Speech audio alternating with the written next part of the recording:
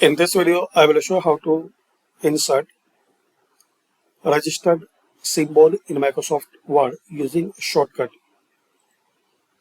So you have to press Ctrl plus Alt plus R.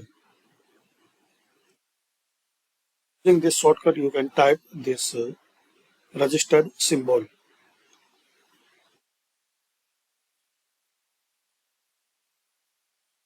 Press Ctrl plus Alt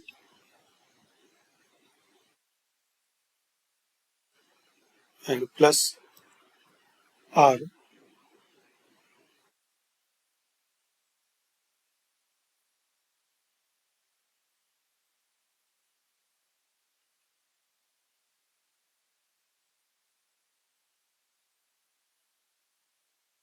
Like this.